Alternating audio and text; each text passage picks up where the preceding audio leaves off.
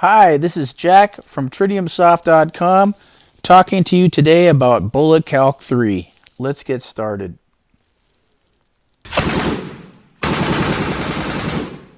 Today I want to talk to you about what the functions of the buttons are in BulletCalc3.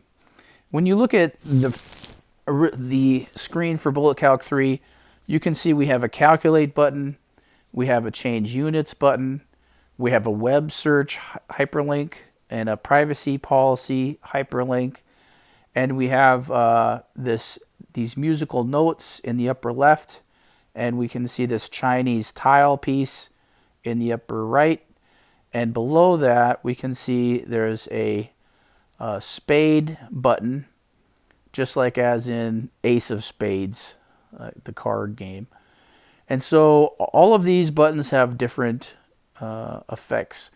The other thing we have here is we have 5 fields. We have muzzle velocity, target distance, caliber, bullet mass, and drag coefficient. In BulletCalc3, you can adjust all 5 of these items and it will change the calculation.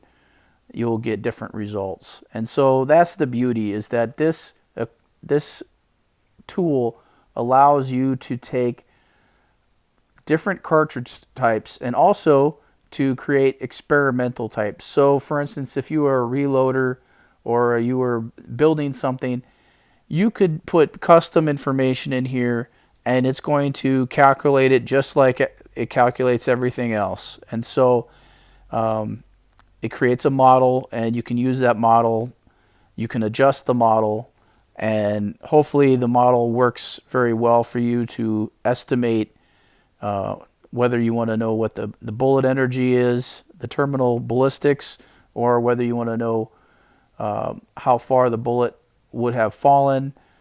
There's a wide variety of things that can happen.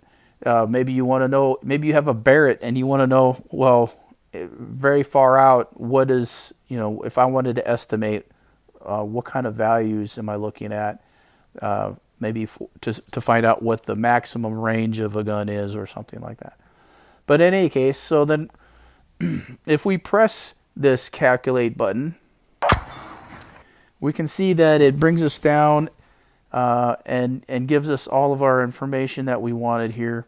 So it summarizes a few things. It also tells you what the it gives you a summary of what the caliber is, the grains of the bullet. Those are things you already input, but it lists them again down here.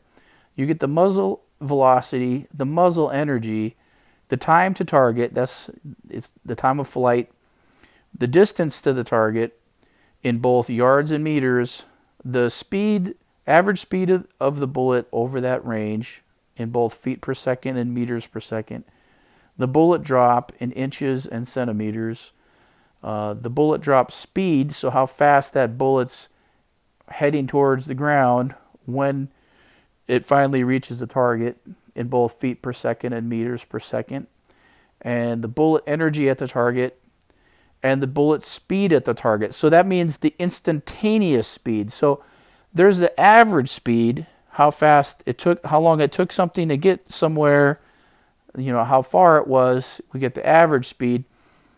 And then there's the instantaneous speed. How fast is that bullet going at the time it hits the target? Because it's going slower than it was when it started. And then we can see we've calculated these numbers 100, 200, 300, 400, and 1,000 yards out. And so just by pressing that calc button, I get all of this information.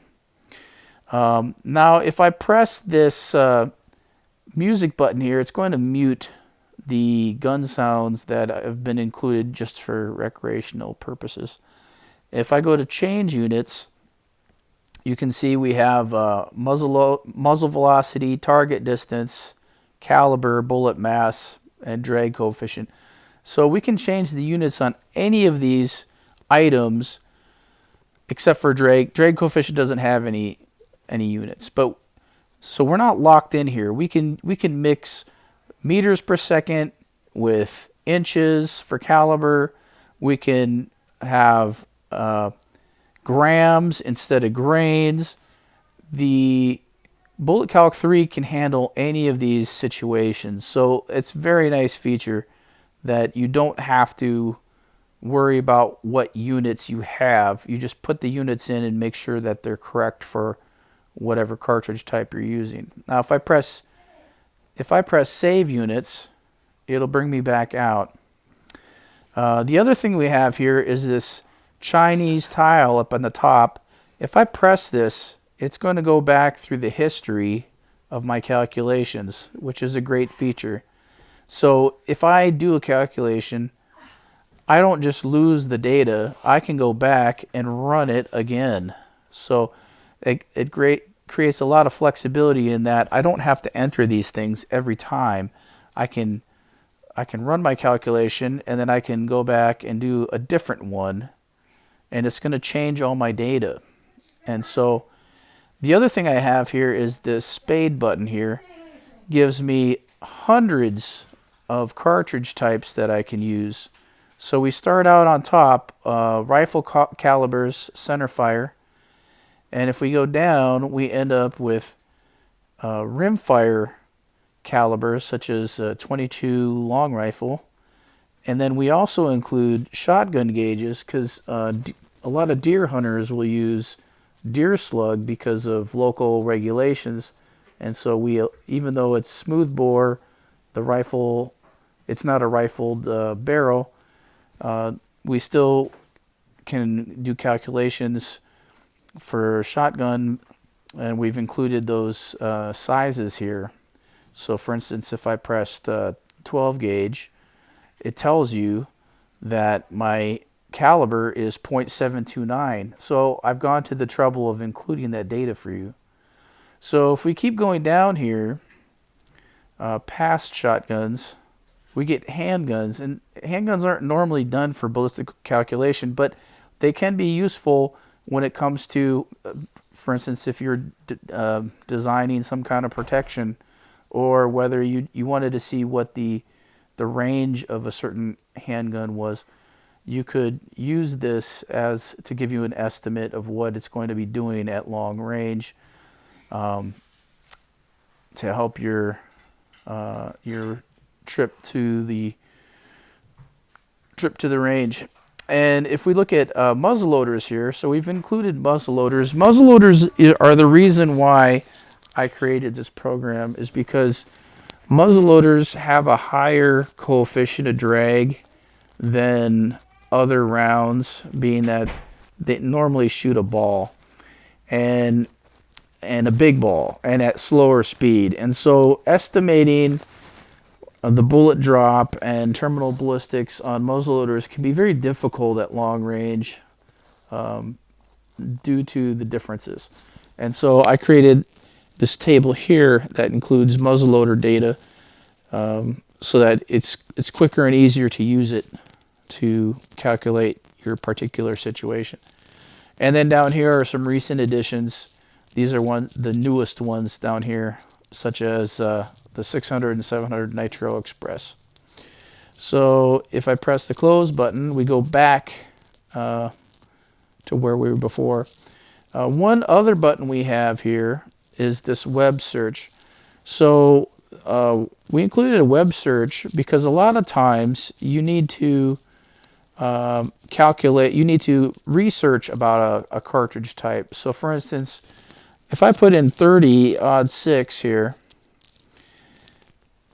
sometimes on the box, so sometimes when you buy bullets, on the box it'll give you some range data that the manufacturer of the bullet wants to put out, such as Winchester or somebody. They'll publish range data for hunting guns, but sometimes that's not available for other types of guns like pistols and whatnot. And so, but by going to Wikipedia, they publish data for everything. And so the beauty of Wikipedia is I can look up a cartridge and I can come down here, and even if the manufacturer didn't give me any ballistic information, I have tables of standard rounds that I can look up to fill out my equation values. So for instance, even for 30-06, we can see just on Wikipedia, they have 5 different ones. And when it comes to hand loaders and things like that, there might be a even greater variety. But at least I have some good data here that shows energies. So these energies are muzzle velocity or muzzle energies, right? So you have velocity and energies. So normally we just need the mass and the velocity, and that will calculate our own, because the energy is based off the mass and the velocity. So Wikipedia is a great source. I encourage you to use it. And we'll talk to you on the next video. Thanks for watching.